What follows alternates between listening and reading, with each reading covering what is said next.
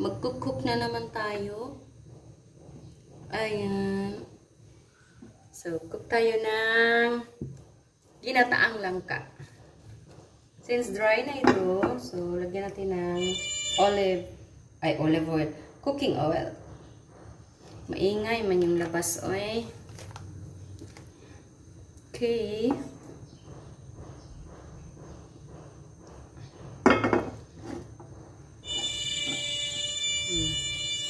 Sige.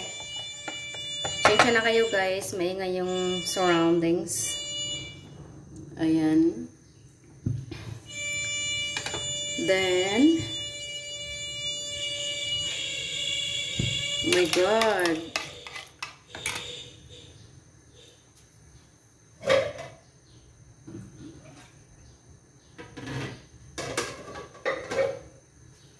Okay, painitin muna natin ang ating mantika bago ilagay ang ating ingredients. Pinagsama ko na siya guys. Ito yung luya, sibuyas, of course sili, hindi mawala sa buhay ko. At syempre yung dilis. So guys, ilang tao lang naman ang kakain. So, we cook dito. Okay. So, ayan, dahil mainit na, ilalagay na natin ang luya. Gusto ko inuuna lang yung luya kasi alam nyo guys, gusto kong lumabas ang kanyang anong tawag nito? Ang amoy. Napakasarap ng amoy guys. I love it. At meron pa diyang nasa labas ay napakaingay. Nagtitrip.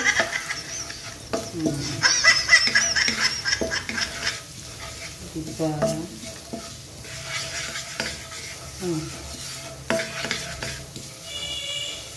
Ayan. So, wait lang natin ng konti. At ilalagay na natin ang ating sibuyas. Oh my God! Stop naman yan. Napakaingay. Yan. Super good smell. Kaya yung mga chef cook dyan, siguradong hindi na nakain dahil nabubusog na sa amoy. Mayroon pag chef cook na guys. So, ako, ano na lang ito. Gaya-gaya. Gaya-gaya. Teknik ng isang mga ngain ay palakain pala. No, naghahanap ng anong dapat gawin para makakain ng masarap at masustansya. Diba? Ayan. So, i-wait lang natin siya ng konti kasi gusto ko maano yung onion niya.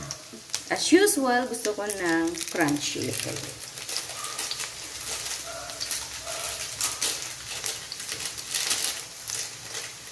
Ayan. So, here we go na. Okay. Dahil dyan, nilagyan natin ng sili. Gusto ko maano siya. Lumabas ang kanyang anghang. Pero ang iba kasi pagka nag-ano na.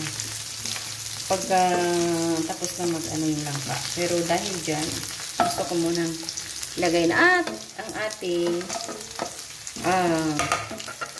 tawag nito. Dilis.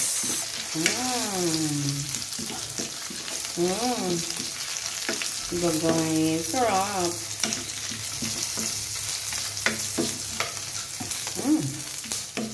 Kaya mo muna din siya ng medyo malutong ng konti.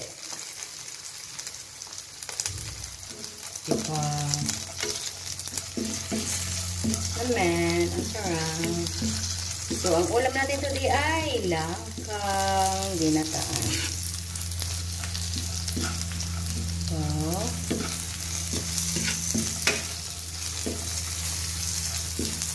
So, diba? So, lutong na siya. Dahil dyan, Lagyan muna natin siya ng tubig.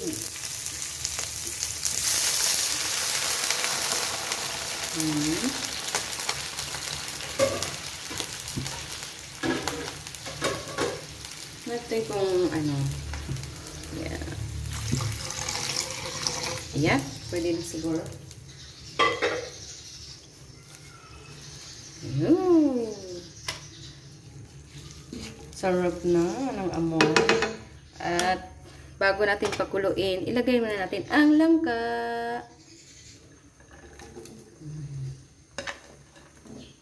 Diba? Mukhang kulang yung tubig natin kasi maraming langka. Kailangan level siya. Tingnan natin. Hindi, okay lang kasi ayaw ko ng maraming sabaw dito. Hindi.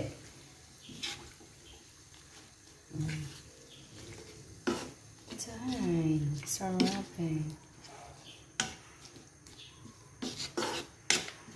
Konti pa siguro ano. Konti pang tubig.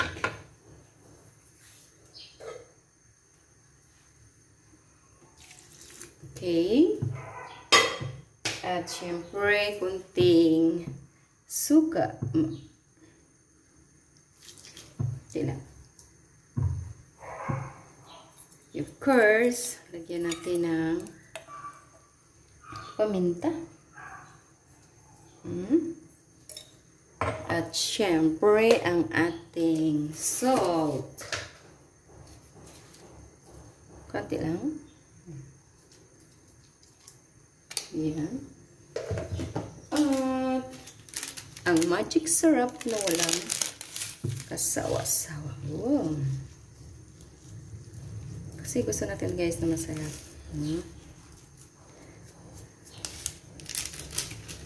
Diba?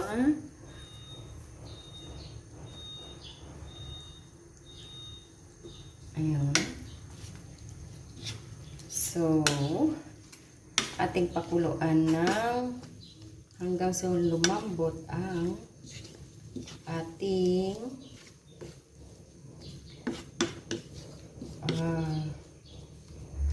tawag nito langka. So, dahil dyan, takpan muna natin. Yan, bubuksan natin. Oh! Lambot na yan. Tingnan natin kung okay na. Smell good. So now, lalagay natin ang ating coconut milk.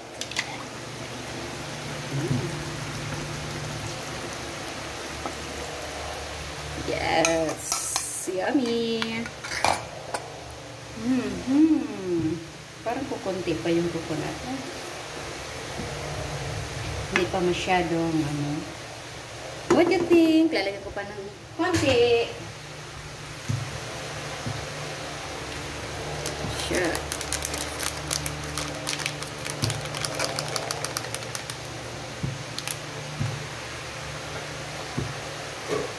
Ayan, kasi gusto ko yung marami siyang gata. As in, gatang-gata. So, here, mag-shake tayo ng konti. Dagdagan ko pa. Kasi powder yung ginamit ko. Hindi siya yung... So, shake lang natin. At dagdagan natin. Here, go! Dagdagan ko pa siya.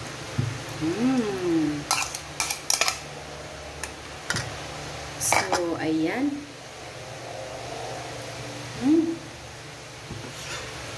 Haluan ulit natin. Hanggang sa lumambot. Lumambot pa siya ng konti.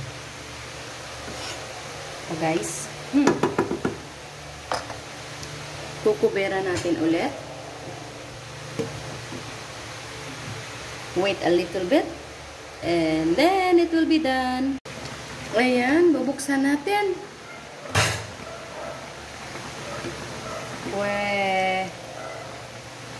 Konti pa. Try natin ang taste. Testing natin. Mm. Mm.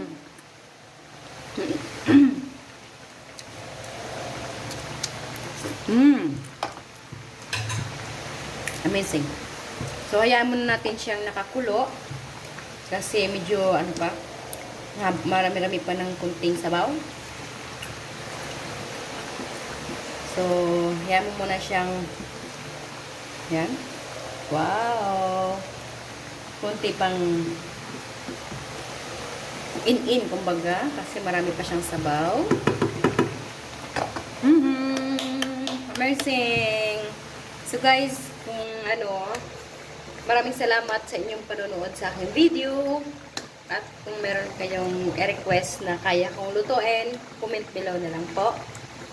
At syempre, don't forget to like and share sa aking munting bahay. Ayan. At sa aking mga friends naman dyan na ka-supportive, thank you talaga guys sa inyong full support sa akin. Ayan. So, here we go. Thank you so much guys. At ready na ang ating ulam.